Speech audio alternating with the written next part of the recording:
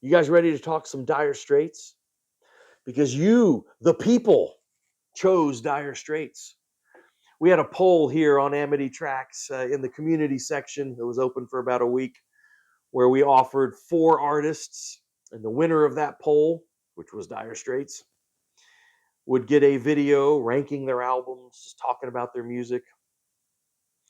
So how the poll came out real quick: Jeff Beck and Traffic each got about 20% of the votes, each. And then Tears for Fears got 23%. And Dire Straits came out on top with 38% of the vote, with about 40 of you guys participating. So we appreciate that. We'll put some more polls up coming up. But the people have spoken. Let's get into some Dire Straits.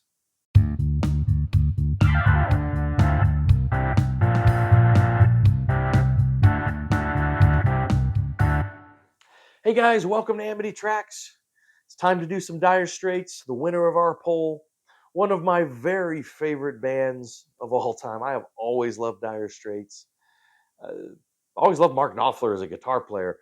If you missed my top 25 guitarists video that we put out recently, go check that out so you can see exactly where he falls on my list. He's pretty high. But yeah, Dire Straits always been one of my favorite bands. It was my first concert I ever attended. It was 1985 in Houston, the Brothers in Arms tour, the Southern Star Amphitheatre that used to be attached to Astroworld. Those of you old school Houston people know what I'm talking about. Neither of them are there anymore, but I've got some great memories for the Southern Star Amphitheatre. So what we're going to be doing here, we're going to be ranking the 6 studio albums from Dire Straits. They didn't have a huge catalog, but the 6 studio albums. But stick around for after the studio ranking, because we're going to talk some live Dire Straits too. I'm going to show you some live albums. Live Dire Straits is really important. I want to share some memories from that show, because it was a profound moment in my life going to that Dire Straits show. But yeah, and we are going to be sticking pretty much with Dire Straits. I'm not going to get into Mark Knopfler's solo career. Honestly, I just haven't been as into that as the Dire Straits material. Some of it's good. I have this over here. I really like Sailing to Philadelphia. I thought that this is a good solo album of his. The opening song, What It Is, sounds just like a great Dire Straits song. But overall, I just haven't been as into Knopfler's solo career as the Dire Straits stuff. But let's get into it. So here we go. 6 studio albums. At number 6, I have probably everyone's number 6. I don't know. Maybe there's some people who had a different rating, but this usually falls to the bottom. And it was their final album, came out in 1991. There had been about a 6-year gap between Brothers in Arms and this one. I'm talking about On Every Street.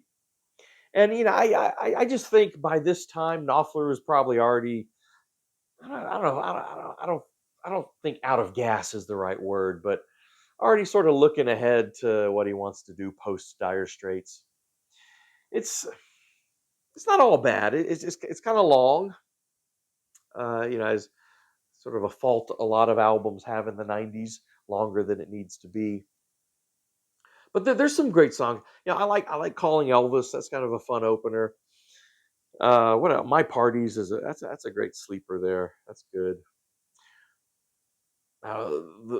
The one of the singles, Heavy Fuel, I think is just sort of a bad ripoff of Money for Nothing. But probably my favorite song on here. I love the title track. Now the first 3 minutes is fine. It's kind of one of the sort of quieter Dire Straits songs. But for me, one of the great moments actually in their whole discography is after about that 3-minute mark, when Knopfler comes in with that finger picked arpeggio, that series of chords or whatever, and the song just builds and builds and builds again. This is just so great. It's like so Knopfler, so Dire Straits. But unfortunately, though, those kind of great moments are kind of few and far between on this one. I mean, it wasn't a surprise that they kind of split up after this. All right, number 5. I have 1982's Love Over Gold. Great album art. I love that. This is their probably their most kind of self-consciously uh, complicated record, almost progressive rock in some ways, with really long compositions. I mean, I think it's got their longest song here, Telegraph Road, which comes in about 14 and a half minutes, which is good, but I don't know, it just sort of stops and starts a little too much and drags, but it's still good. Industrial Disease is good. The title track is great, Love Over Gold. It Never Rains is nice, got a nice kind of build. Now, I love Private Investigations. I think that's got some of Knopfler's great, like acoustic, actually on the classical guitar, finger picking, just beautiful. And great story, too. One of my favorite things about Knopfler's songwriting is he often kind of tackles more interesting topics. Like Private Investigations is almost like this sort of, noir, tale of, I don't know, reminds me of the Maltese Falcon or something, the uh, this sort of grimy private investigator. And you don't hear songs with those type of topics all that much. But no, this is good. This is good. Like I said, I think it's a little overly ambitious. And I think Knopfler knew that because right after this came out, now this isn't in the rankings, but I'll just show it to you here. They put out this little EP here. Well, it's actually called Extended Dance EP or Extended Dance Play with EP here. I've also seen it called Twisting by the Pool, which is it's like 4 tracks on here. And they are noticeably lighter than anything that was on Love Over Gold. And it's almost sort of cleaning the palette. I think Knopfler wanted to show they could have some fun. Kind of a throwback. Two Young Lovers is actually the only song off of here that people remember. It's got the great Mel Collins on saxophone on there. But yeah, Two Young Lovers has actually stayed in their set lists pretty much the rest of the time. But it's just a little side note. All right. Coming in at number 4. Number 4 is kind of the sleeper. Number 4 is the record that kind of gets forgotten the most. Even Knopfler doesn't like it that much. It's really grows on me. I've been playing it a lot lately, actually. I'm talking about their sophomore effort, 1979's Communique. I guess I should mention the original lineup here. You got Mark Knopfler here, right? Brother David Knopfler here on rhythm guitar. John Illsley on bass, which is the only other member other than Mark Knopfler that was a constant throughout their time. And then Pick Withers on drums. Now, the original lineup. Yeah, Communique. Kind of some, more minor pleasures on here, but I love Once Upon a Time in the West. It's a great opener. It's a great example of Mark Knopfler's just real subtle guitar playing. I mean, you got to be paying attention to hear these little subtle things that he can do since he uses his fingers and finger picks, these subtle things. But it's just great guitar playing. A little more obvious. Listen to that guitar solo going out, at the end of Lady Writer, is just phenomenally great. Just the speed and how smooth it is, and again, just that finger picking. Yeah, I mean, there's some good stuff on here, but this, like I said, this one is probably the least remembered of the Dire Straits records. Now, at number 3, I've got the most remembered, I am sure, which was their huge, massive hit Brothers in Arms from 1985. Fantastic record, ambitious record, and I think kind of a surprise. I think even Knopfler was surprised with how huge this was. This record was huge, if you remember, in '85. I mean, it helped by a couple of the big hits, Walk of Life, but of course, Money for Nothing. With that great "I Want My MTV" opening refrain sung by Sting, and then the iconic "Money for Nothing" guitar riff, just fantastic.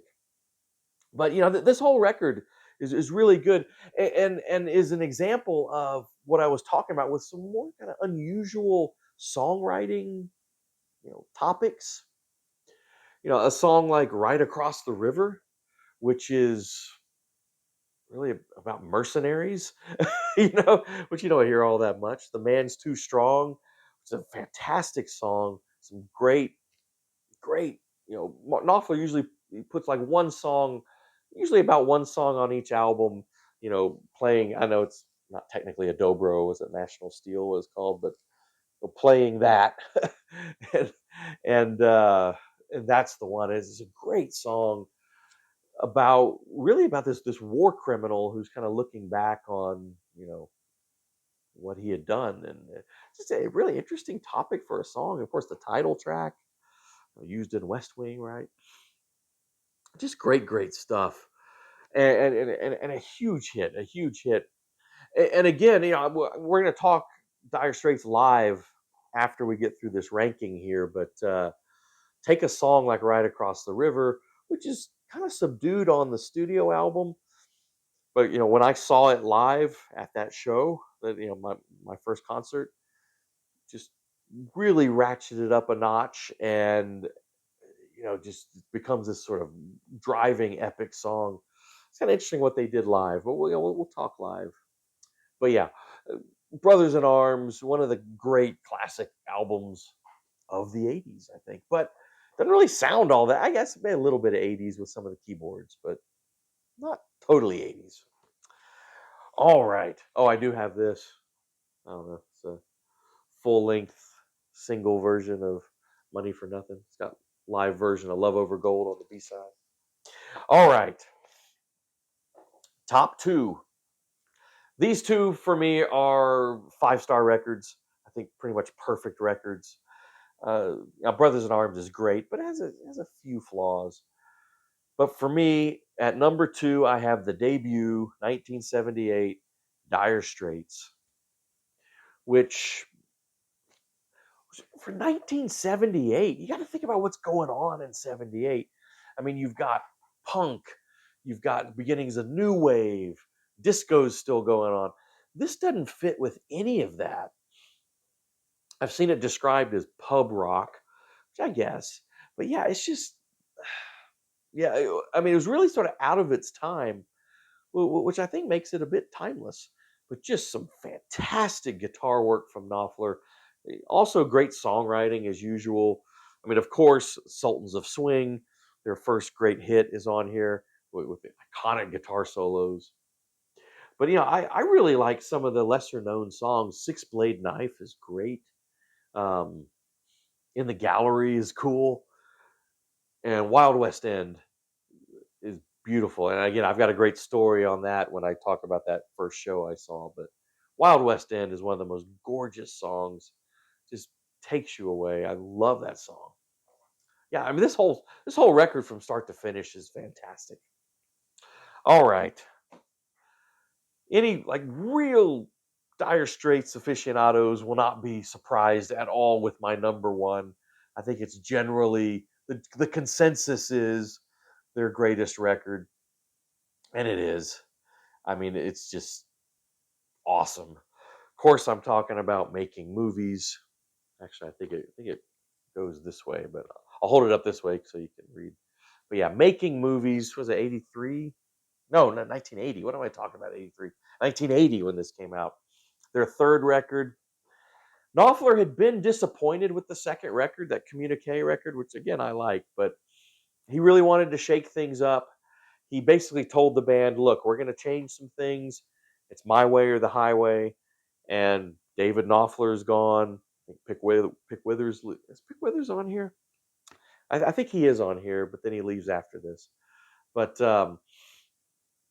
Knopfler really shakes it up, brings in Roy Bittan, from the East Springsteen's E Street Band, and Bittan, of course, has done a lot of session work.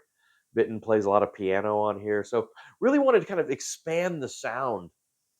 And side one of this is perfect. It's one of those perfect sides. It's only 3 songs, but like 3 epic songs, opening up with, I think, probably their greatest song, which is Tunnel of Love, 8 minutes. Just this wonderfully nostalgic song, kind of remembering about like growing up and using the kind of the amusement park, as you're a kid going to these amusement parks and the roller coasters is sort of this metaphor for young love and all that, just nostalgia. 8 minutes, killer guitar solos, of course, in there. And one of my favorite things about Dire Straits is their use of dynamics. Bring it down and then build, build, build, and Tunnel of Love is a great example of that. Then, of course, one of the great love songs I think ever, Romeo and Juliet, and then Skate Away, which is a great song. I mean, the perfect side one. Now, side two on here is a little bit of a dip. Uh, Espresso Love is great. Solid Rock became kind of a standard, live. But Hand in Hand and Less Boys, those two songs are maybe the kind of the little bit of a dip. But I mean, this is an all-time favorite. It's a classic record. If you were going to get one Dire Straits record, I would probably send you here first, especially that side one. That means perfection. So there you go. I told you to be kind of short, because there's only 6 records here. But let's spend a little bit of time and talk about live Dire Straits, because I haven't showed you my favorite Dire Straits album.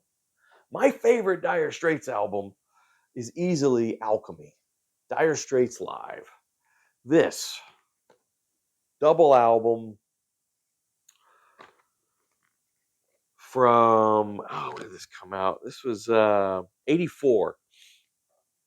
So I guess the Love Over Gold tour, and so before Brothers in Arms. This, I mean, probably in my top 20 albums of favorite albums of all time. I love this. This demonstrates why Dire Straits really just was up several notches live. Uh, they would, in concert, they would regularly expand songs like double the length that they were on the studio albums.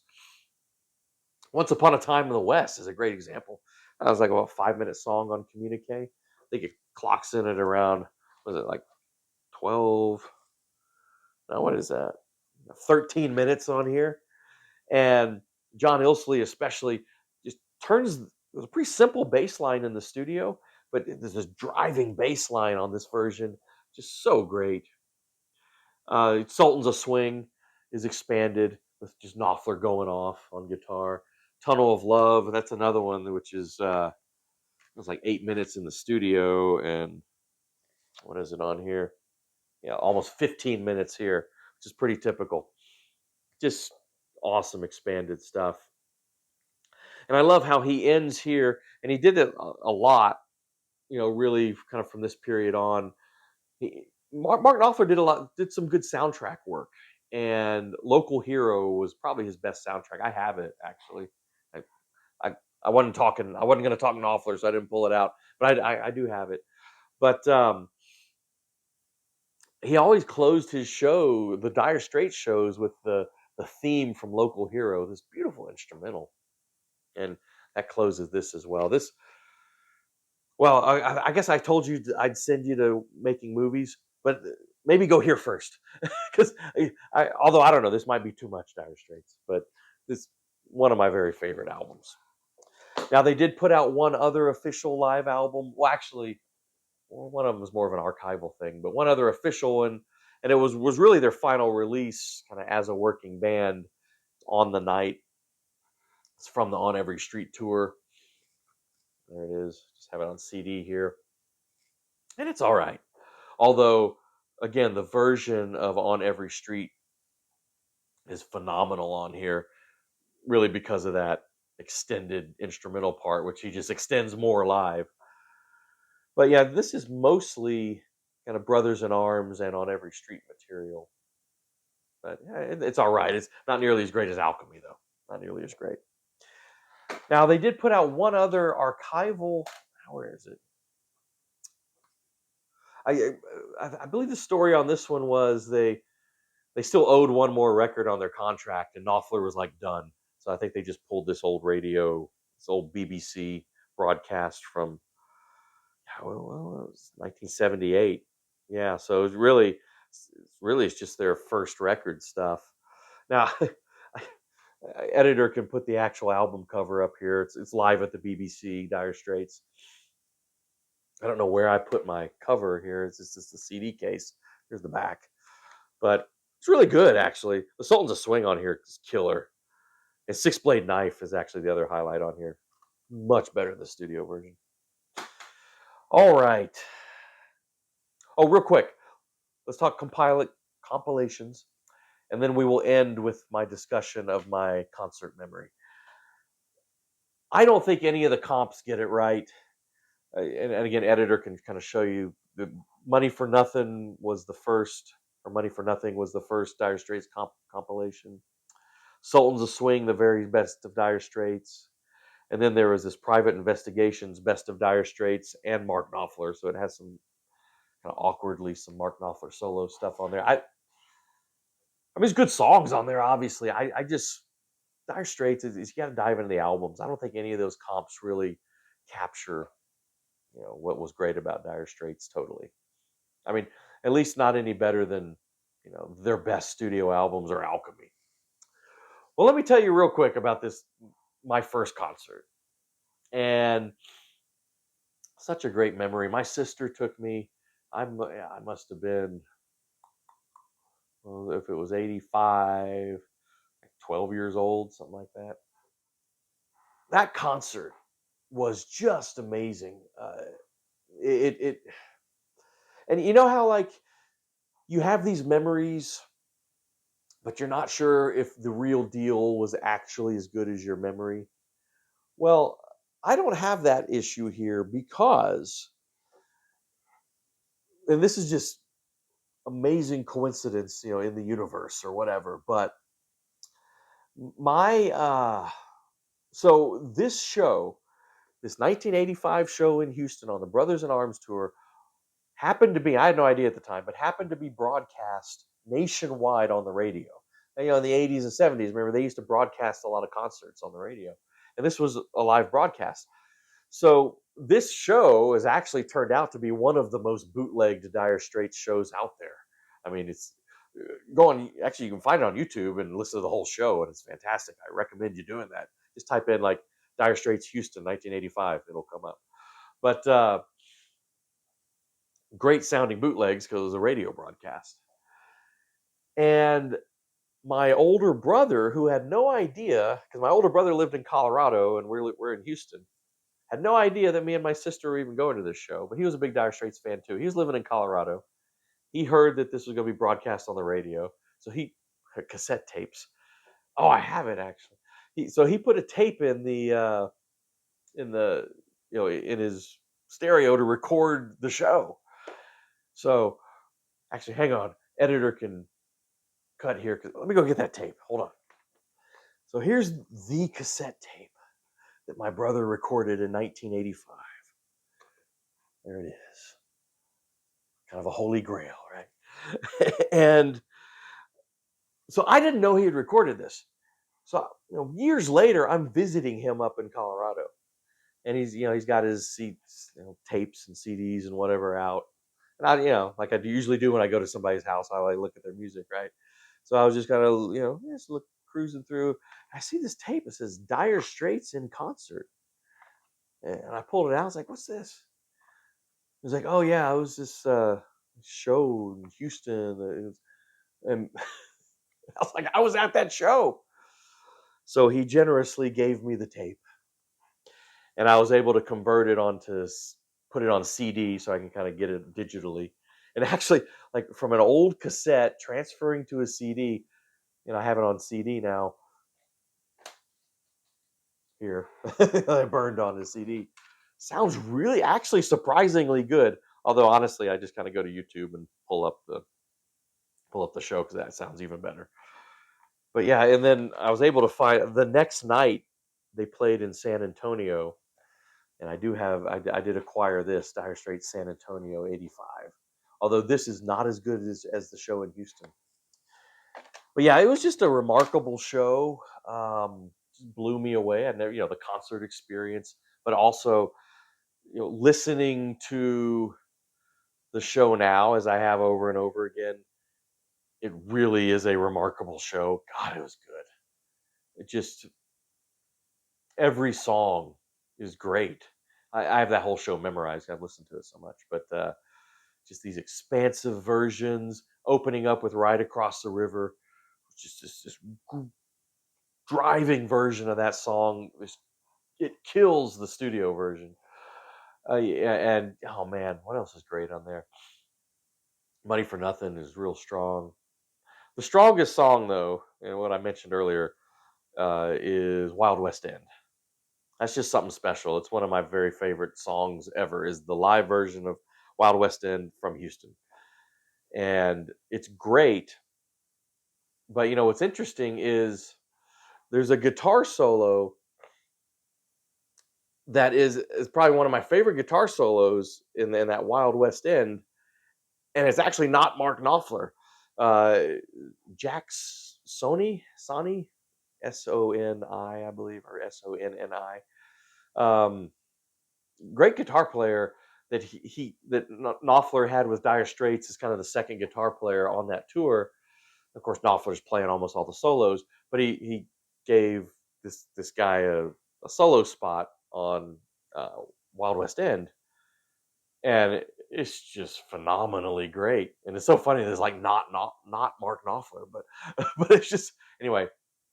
That song, I don't know if you're able to go on YouTube and find that show, and it's near the end of the set, but go find the Wild West End, especially that guitar solo, that electric guitar solo. Just one of those moments, man. I'll tell you. Oh, when I was over in my cassettes finding this cassette, I did find a cassette of Twisty. See, I told you it says extended dance play, but it was also titled "Twisting by the Pool." I knew I wasn't crazy. Also titled "Twisting by the Pool" on the cassette here.